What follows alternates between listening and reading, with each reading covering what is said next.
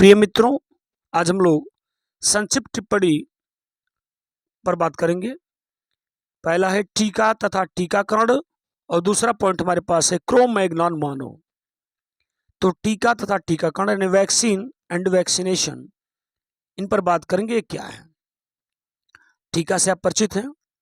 मृत, कमजोर या निष्क्रिय रोगाणुओं यानी रोग को फैलाने वाले रोगाणुओं यानी सूक्ष्म जीवों या उनके उत्पादों से बने या तैयार पदार्थ को टीका कहते हैं।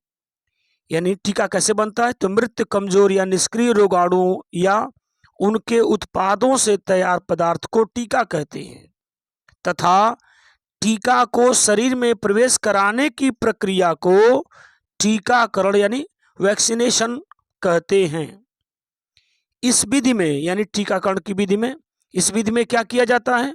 इस विधि में किसी रोग के रोगाणु को मारकर या प्रभावहीन बनाकर टीका तैयार किया जाता है। टीका कैसे बनता है?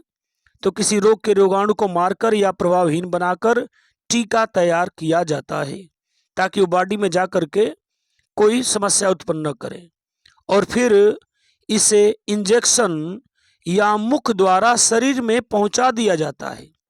यानी जो रोगाणु है, जो टीका है, टीका में क्या है? रोगाणु है, उनको इंजेक्शन या मुख के द्वारा शरीर में पहुंचा दिया। जैसे पोलियो का है, मुख के द्वारा पोलियो ड्रॉप दी जाती है, जिसे टीकाकरण या टीका लगाना कहते हैं।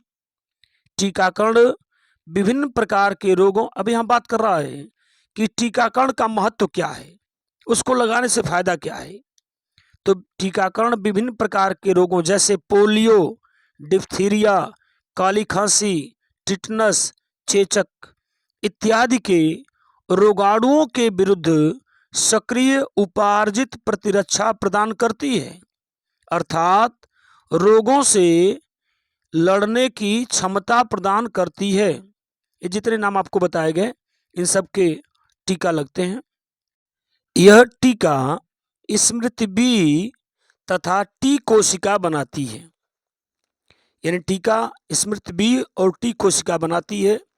बी कोशिका का काम क्या होता है? रोगाणु को पहचानने का, और टी कोशिका का काम होता है उस रोग के प्रति प्रतिरक्षी बनाने का। तो यही बात यहाँ बताई गई कि यह टीका स्मृति बी तथा टी कोशिका बनाती हैं जो रोगाणु को शीघ्र ही पहचान लेती हैं। बी का काम पहचानने का है तथा इनके प्रतिरक्षी बना लेती है। कौन सी कोशिका है? टी कोशिका है। तो उम्मीद करते हैं बात आपको समझ में आ रही होगी।